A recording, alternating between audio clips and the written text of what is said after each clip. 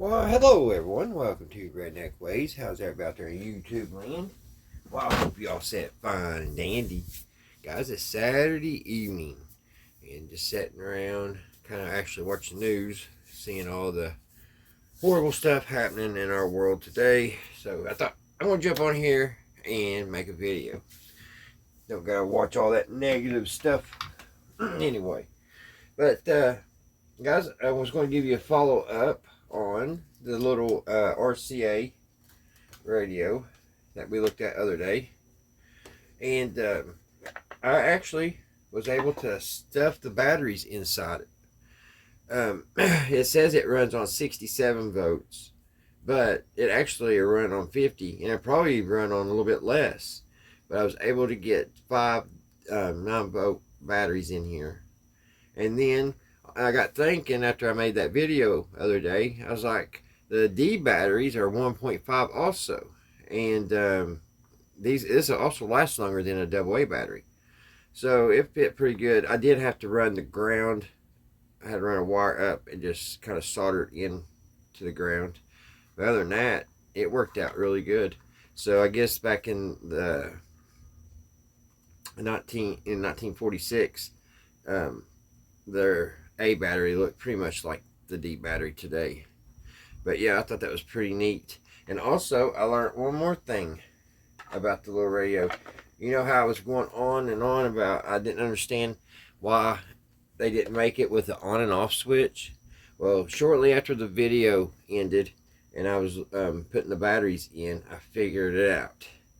And then the reason why it don't have an on and off switch is it's built in right here. Let me turn this up. Check out GameTV.org. That's GameTV.org. This message brought to you by the American Institute. But yeah, it's built in. There's a little switch. Turn it down a little bit. There's a little switch right there, and when you shut the door, it turns off. How neat is that? I've been looking online to find a little, it's supposed to have a little handheld thing goes here. I went ahead and took the little hooks off, but I'm trying to find a little leather strap so we can get the handle back, and it should be pretty much back to the way it was in 1946. So I just think that's pretty neat. This thing is, with all the batteries in it and everything, it probably weighs a little over 5 pounds. It is pretty heavy. So let's see if anything else on the radio besides sports.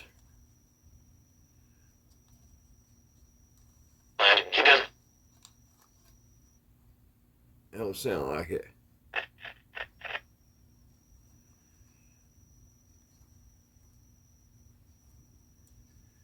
Not much. It's kind of a bad area. So you can always play it safe.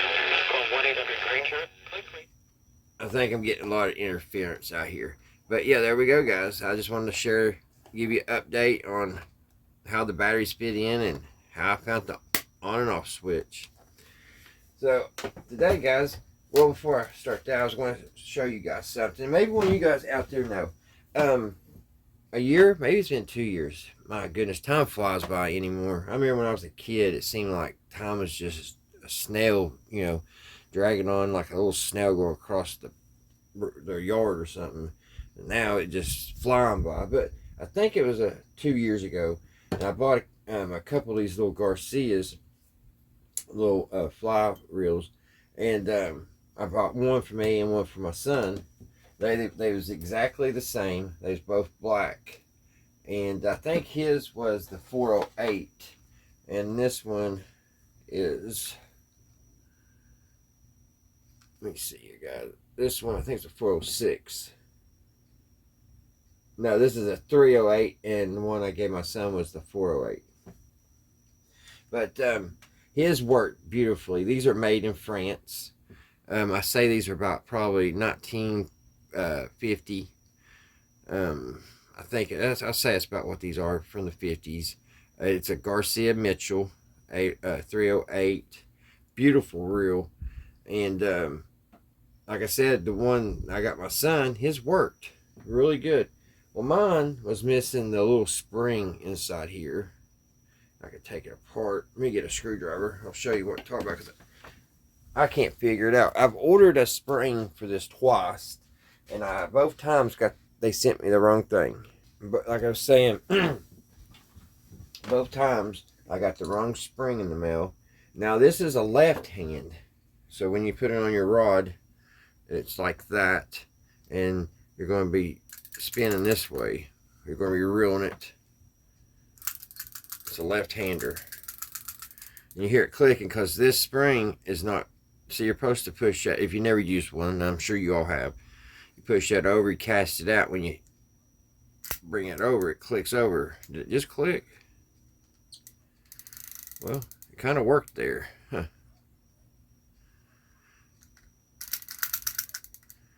You see.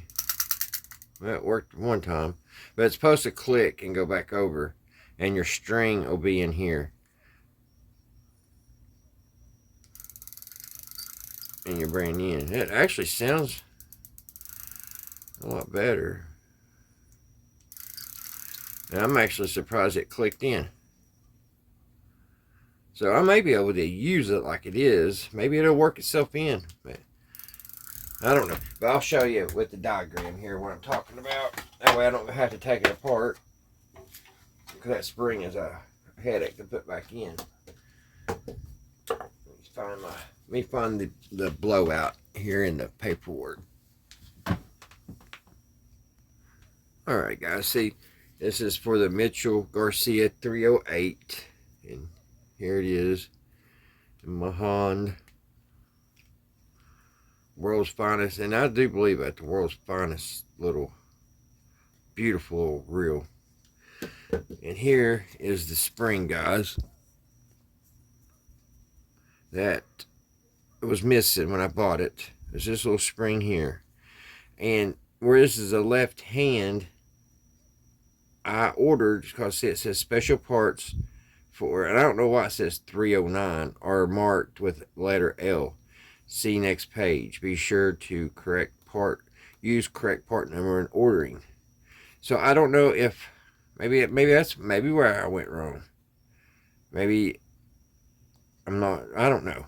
Anyway, I ordered a spring for a left-handed reel. So let's go over here to the next page and see. And the part number was 74, and then it's also marked 74L, which would be special. So let's go to 74L. And see, it's only 74L bell spring, and it's got the 309.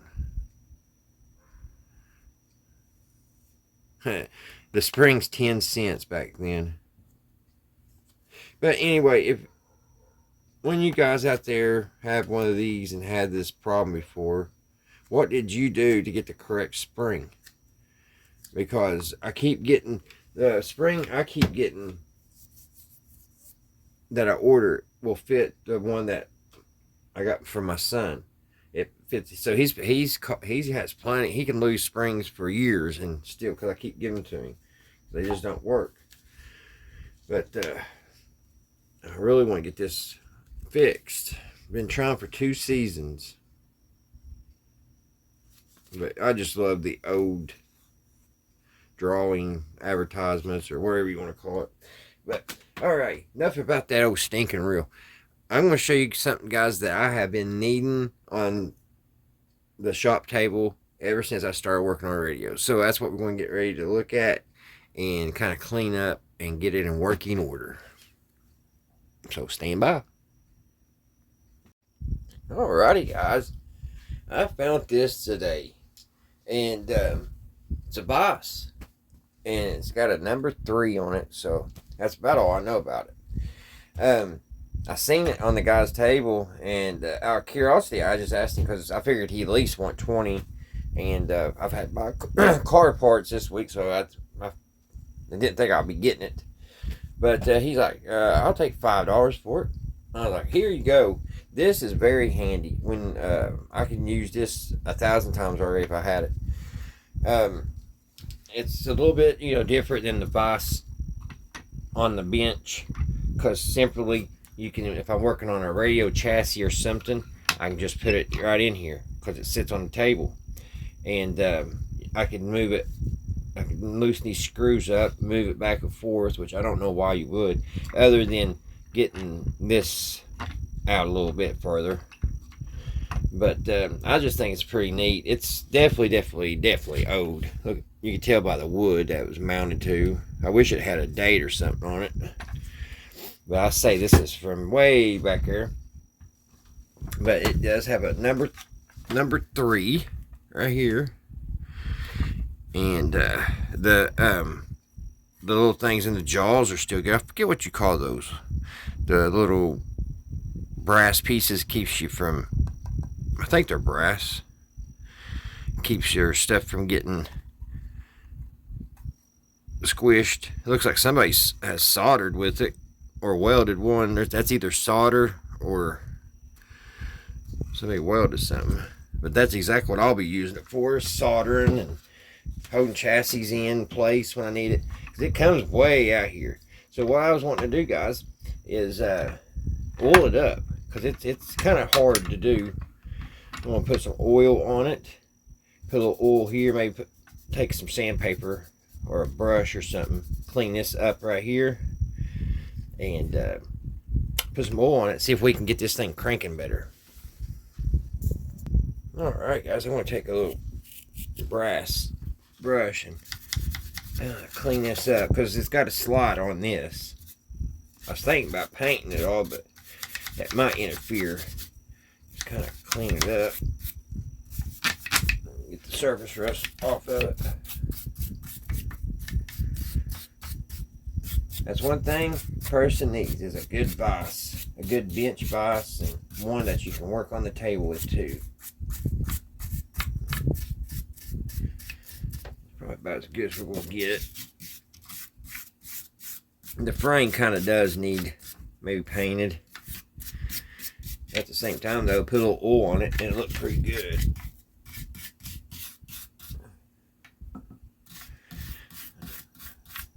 Get some of this surface rust off of it.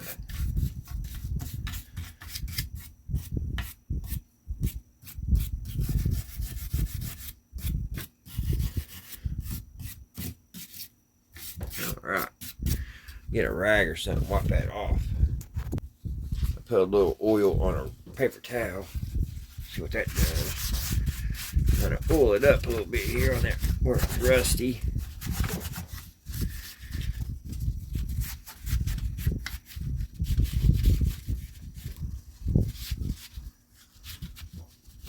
Might be interfering with the camera, guys. I'm sorry about that. It's supposed to get super hot the next few days here in Kentucky, guys. So if you live in Kentucky, just drink a lot of water and try to pace yourself. I'm dreading it. I hate the heat.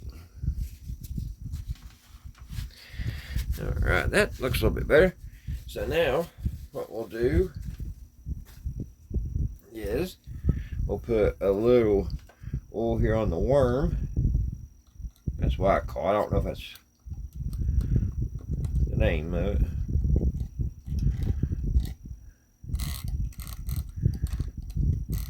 Oil it up really good.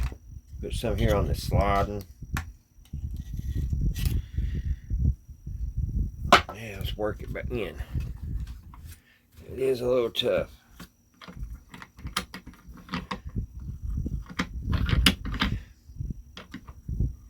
I do want to move this back where I could turn this handle all the way around without having to bring it over like that. See if we get it to close good.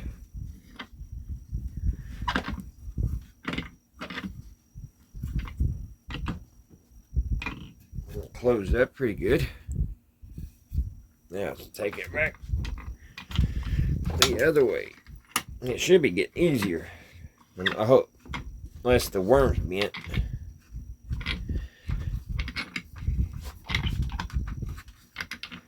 It don't look bent.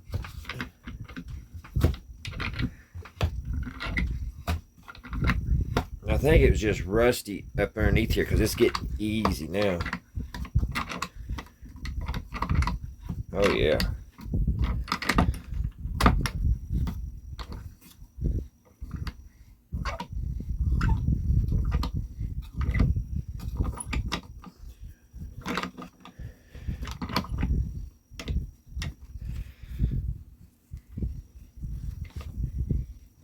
Yeah, it's a lot easier. I mean, you could put a pretty good size object in here in the jaws.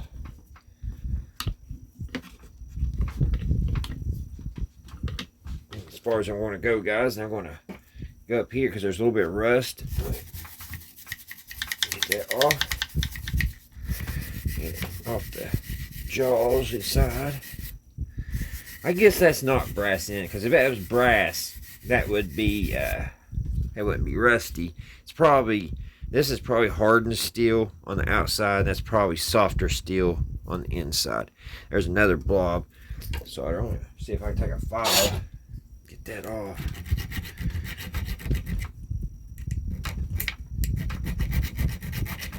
That's something that people don't use much anymore, is a file. And I use them all the time. It's really hard to find a good sharp file nowadays. I like these little ones. This thing's been used and used. It's an old one, made in Japan. The handle ain't no good. I need to get a new little handle for it. It even, little plastic even says Japan. That's not solder. Somebody welded with this. Ain't got a big blob there, which it don't hurt it. I could take a grinder, small grinder, and get that off if I want, because this little file, it'll take all day. Maybe get a bigger file. Get this off here on the corner and that little blob. So let me put some, get this jaw cleaned up. I'll put a little bit more oil here and here. I'm going to put a little here and here, and I want to rub that in. I'm going to stop the rust. Just oil it down. If you got any old rusty tools at your house and you think they're ruined, and you're going to try to put a little oil on them. 9 times out of 10, they'll clean up and you can use them again. Alright. Let's see if that's going to work. Better. Oh yeah. It's like new, guys. Just like new. So there you go. So, what year do you think this was made, guys? You think it was 1950s, right around that time period? When I first saw it, I thought it was like a breaker box or something. It's definitely an odd looking vise. Alrighty, guys. Well, I hope you're all having a great Saturday. I hope everybody's doing good and everybody's fine and everybody's well. You guys stay safe. And until the next one, I'll see you right here at Redneck Ways. Bye, guys. Y'all have a great weekend. Yeah, that's gonna be handy. Handy. The more I do this too, the easier it'll get. It's already getting a lot easier than what it was when we first started. And I'll get a file and knock that off. Bye, guys.